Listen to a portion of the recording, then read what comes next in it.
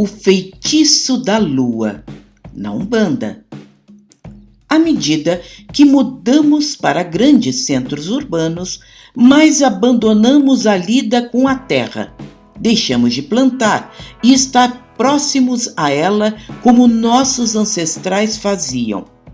Deixamos de observar o nascimento dos animais, o movimento dos insetos, as brotações, as nossas mudanças de humor durante os meses. Passamos a crer que tudo é superstição antiga, sem qualquer fundamento religioso, muito menos científico. E uma dessas questões envolve a lua, sua influência em nós e sua atuação na espiritualidade.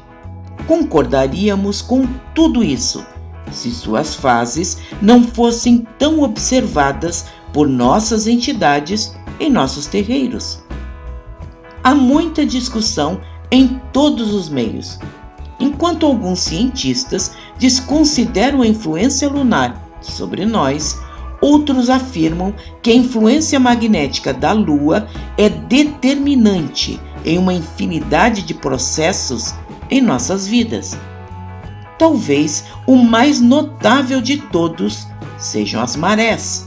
Ora, se a força gravitacional dela é capaz de mover os oceanos, agindo na umidade atmosférica e em todas as águas presentes sobre a superfície da Terra, alguma ação ela vai produzir em nós, já que somos seres com cargas magnéticas também.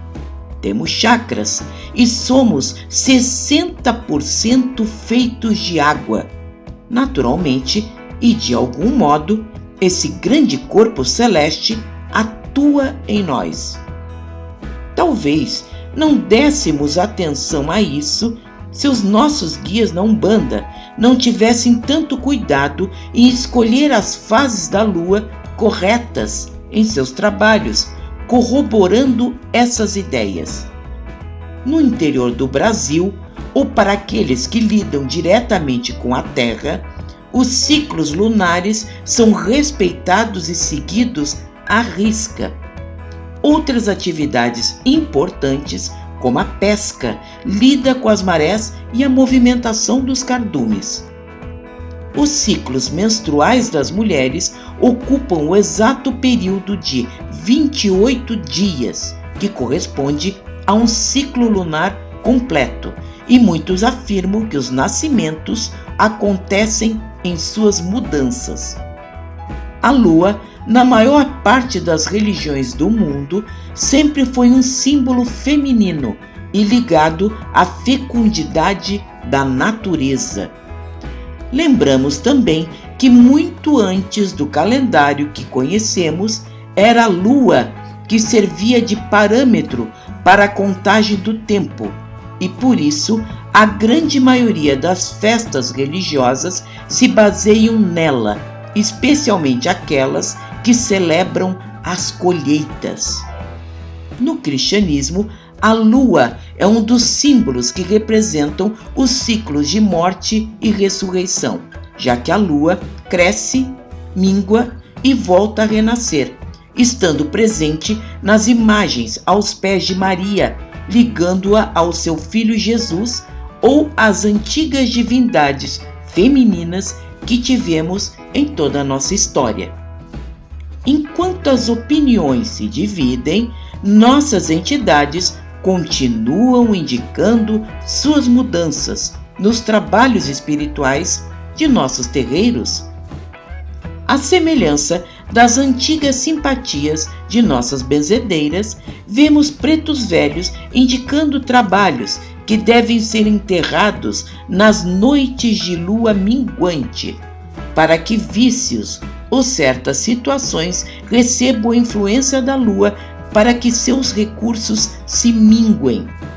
À semelhança das seivas das plantas, que nesse período se recolhem, ficando junto às suas raízes.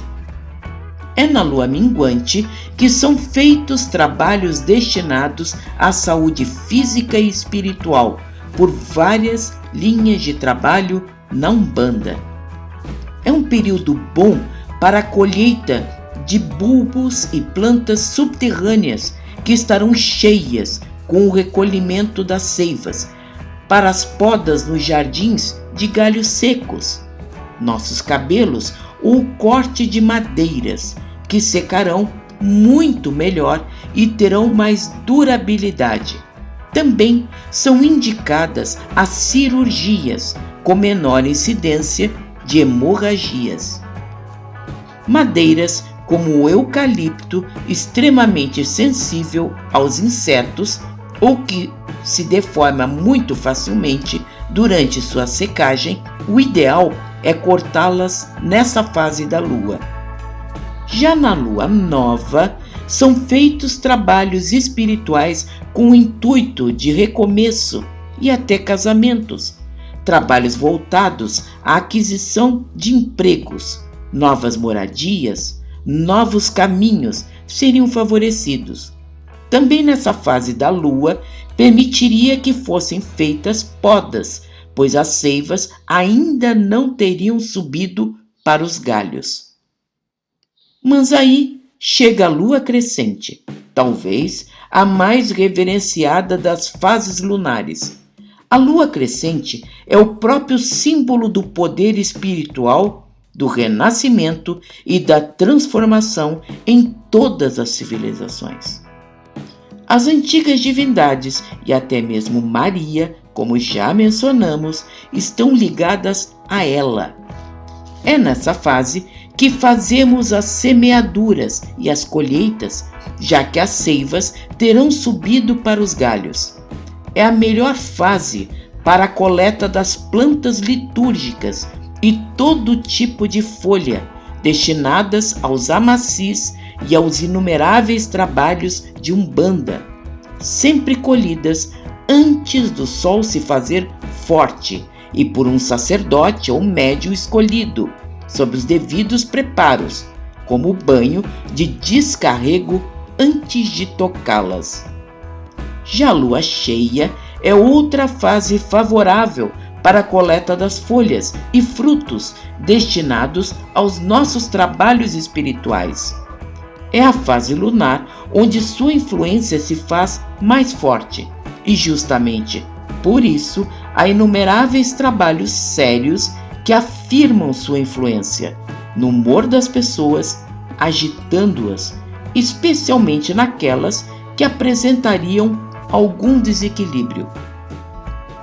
É o apogeu de sua força sobre a Terra, cujas manchas em sua superfície lembram a forma de um coelho ou São Jorge matando o dragão.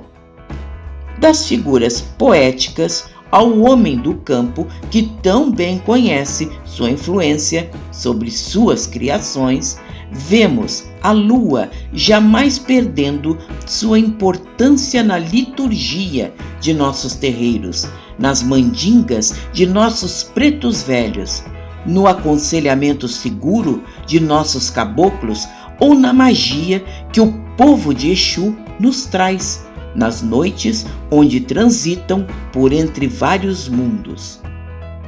A Umbanda não só preserva tradições, mas também não deixa morrer os bons e velhos fundamentos da espiritualidade.